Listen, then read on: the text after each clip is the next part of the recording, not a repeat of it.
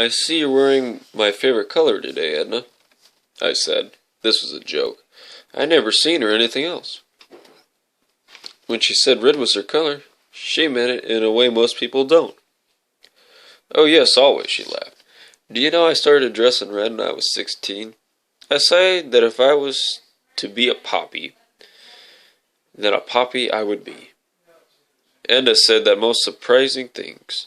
She didn't exactly look at you when she spoke, but it just stared above you, as though there might be something wonderful hanging just over your head.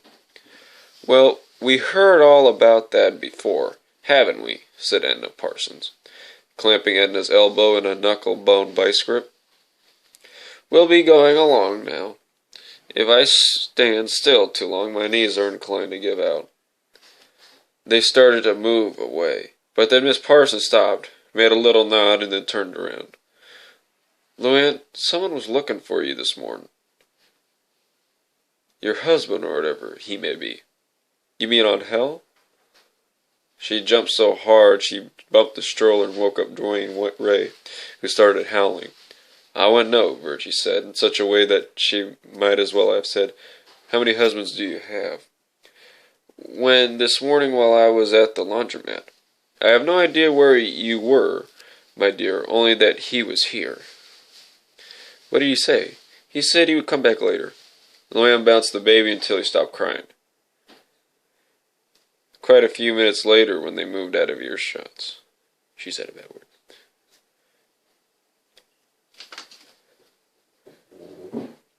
What do you think that means? Maybe he wanted to deliver a check in person. Maybe he wants to go on a second honeymoon. Sure, she said, looking off at the far side of the park. She was still jiggling Dwayne Ray, possibly hadn't noticed he stopped crying. Why do you think she puts up with that coot? I asked. What coot? Old vicious Virgie, you mean? Oh, she's harmless. Luann settled the baby back in his stroller. She reminds me of Granny Logan. She's that type. One time Granny introduced me to some cousin by marriage of hers. I was wearing this brand new midi skirt I just made. And she says, This is my granddaughter Luann. She isn't bow-legged. It's just her skirt makes her look that way. Oh, Luann, you poor thing. She frowned and brushed at some freckles on her shoulder, as though they might suddenly have decided to come loose. I read a thing in the paper this morning about the sun giving you skin cancer, she said. What does it look like in the early stages, do you know?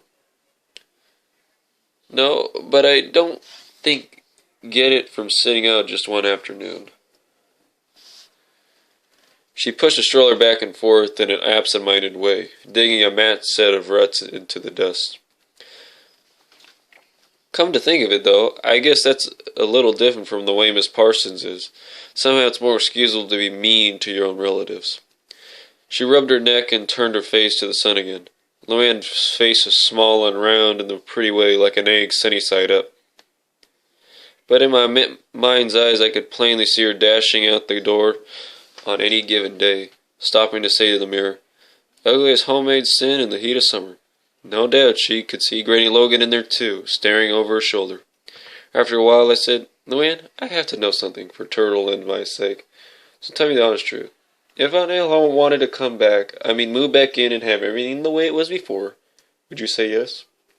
Luann looked at me surprised. Well, what else can I do? He's my husband, isn't he? There may have been a world of things I didn't understand.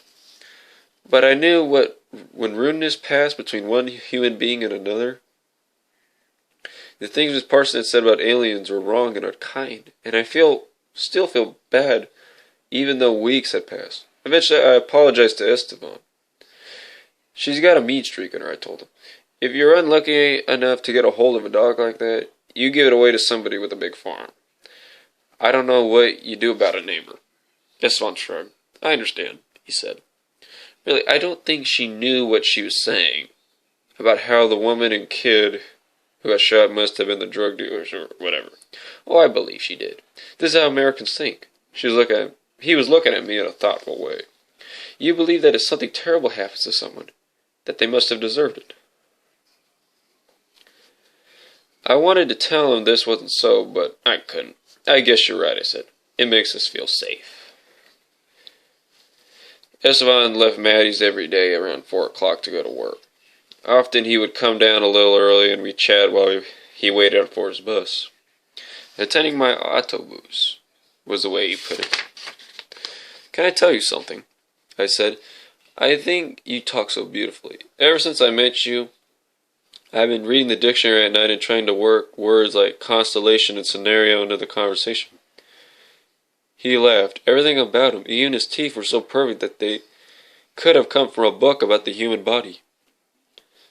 I have always thought you had a wonderful way with words, he said. You don't need to go fishing for big words in the dictionary. You're poetic, mija. What's mija? Mi hija, he pronounced it slowly. My something? My daughter. But it doesn't work the same in English. We say it to friends. You would call me mi hijo. Well, thanks for the compliment, I said. Well, that's the biggest bunch of hogwash, would you say? When did I ever say anything poetic? Washing hogs is poetic, he said. His eyes actually twinkled. His bus pulled up and he stepped quickly off the curb, watching the door and swinging himself in as he pulled it away. That is just how he would catch a bus in Guatemala City, I thought, to go teach his classes. But he carried no books, no graded exams, and the sleeves of his pressed white shirt were neatly rolled for a night of dishwashing. I felt depressed that evening. Maddie, who seemed to know no end of interesting things, told me about the history of Roosevelt Park. I had just assumed it was named after one of her presidents, but it was for Eleanor. Once, when she had been traveling across the country in her own train, she had stopped here and given a speech right from a platform on top of a boxcar. I suppose it would have been a special type of boxcar, decorated and not full of cattle and bums and such. Maddie said the people sat out in folding chairs in the park and listened to her speak about those less fortunate than ourselves. Maddie didn't hear Eleanor Roosevelt's speech, naturally, but she had lived here a very long time. 30 years ago, she said, the homes around this park belonged to some of the most fortunate people in town. But now the houses all seemed a little senile, with arthritic hinges and window screens hanging at embarrassing angles. Most had been subdivided or otherwise transformed in ways that favored functions over beauty. Many were duplexes. Lee Singh's was a home, grocery, and laundromat. May's, of course, was a tire store and a sanctuary. Slowly I was coming to understand exactly what this meant. For one thing, people came and went quietly, and stayed quietly. Around to the side of Maddie's place, above the mural Luann and I called Jesus Around the World, there was an upstairs window that looked out over the park. I saw faces there, sometimes Esperanzas and sometimes others, staring across the empty space.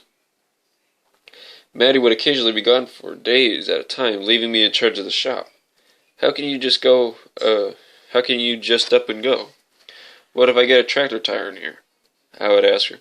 But she would just laugh and say, no chance. She said that tire dealers were just like veterinarians. There's country vets that patch up horses and birth calves, and then there's city vets that clip the toenails off poodles. She said she was a city vet. And off she would go. Maddie had numerous cars that ran. But for these trips she always took the four-wheel blazer and her binoculars and would come back with the fender splattered with mud. Going birds watching is what she always told me. After she returned, a red-haired woman named Terry sometimes came by on his bicycle and would spend an hour or more upstairs at Maddie's. He didn't look any older than I was, but Maddie told me he was already a doctor. He carried his doctor bag and a special rig on the back of his bike. He's a good man, she said. He looks after the ones that get here sick and hurt. What do you mean that get here hurt? I asked. Hurt, she said. A lot of them get here with burns, for instance. I was confused. I don't know why would they have burns, I persisted. She looked at me for so long that I felt edgy. Cigarette burns, she said, on their back. The sun was setting, and most of the west-facing windows on the block reflected a fierce orange light as if the houses were on fire inside. But I could see plainly into Maddie's upstairs. A woman stood at the window. Her hair was threaded with white and fell loose around her shoulders, and she was folding a pair of men's trousers. She moved the flats of her hands slowly down each crease as if folding these trousers were the only task ahead of her in life, and everything else depended on getting it right. True to his word, Angel came back. He didn't come to move in, but to tell Luann he was going away for good. I had taken Turtle for a doctor's appointment, so I didn't witness the scene. All I can say is that the man had a genuine knack for dropping bombshells at home while someone was sitting in Dr. Polinowski's waiting room. But of course I had no real connection to Angel's life. It was just a coincidence. Turtle was healthy as a corn, but as time went by, I was thinking she would have been taken to a doctor. She should have been taken to a doctor, in light of what had been done to her. Luann's main question was, shouldn't you tell the police? Call 88 crime or something? But of course it was all in the past now. I had thought of asking Terry, the red-haired doctor on the bicycle, but couldn't quite get the gumption. Finally I called for an appointment with the famous Dr. P on Luann's recommendation, even though he wasn't exactly the right kind of doctor. His nurse agreed that he could see my child this once. We found the doctor's office all right, but checking her in was another story. They gave me a form to fill out which contained every possible question about Turtle I couldn't answer. Have you had measles? I asked her. Scabies? Date of the most recent polio vaccination? The one medical thing I did know about her past, was not on the form. Unless they had a word for it I didn't know. Turtle was in my lap, but had turned loose of me completely since she had need both arms to turn through the pages of her magazine in search of vegetables. She wasn't having much luck. Every other woman in the waiting room was pregnant, and every magazine was full of nursing bra ads. I knew how to trample my way through the most situations. But you can't simply invent a person's medical history. I went up and tapped on the glass to get the nurse's attention. I saw that she was actually pregnant too, and I felt an old panic. In high school, we used to make jokes about the water fountains outside of certain home ruins. Yes, she said. Her name tag said Jill. She had white skin and broad pink stripes of rouge in front of her ears. I can't answer these questions, I said. Are you the parent or guardian? I'm the responsible one for her. Then we need the medical history before we can fill out an encounter form. But I don't know much about her past, I said. Then you're not the parent or guardian. This is getting to be a trip around the fish pond. Look, I said, I'm not a real mother, but I'm taking care of her now. She's not with their original family anymore. Oh, you're a foster home. Jill was calm again, shuffling through the new stack of paper. She blinked slowly in a knowing way that revealed pink and lavender rainbows of makeup on her eyelids. She handed me a new form with far few questions on it. Did you bring in your DES medical and waiver forms? No, I said. Remember to bring them next time. By the time we got in to see Dr. Polinowski, I felt as though I had won this man in one of those magazine contests where he answered 50 different questions about American cheese. He was 50-ish and a little tired-looking. His shoulders slumped, leaving empty space inside the starched shoulders of his white coat. He wore black wing-tip shoes, I noticed, and nylon socks with tiny seahorses above the ankle bone. Turtle became clingy again when I pulled off her t-shirt. She squeezed wads of my shirt tail in both fists, while Dr. Polinowski thumped on her knees and shined his light into her eyes. Anybody home? He asked. The only time she perked up at all was when he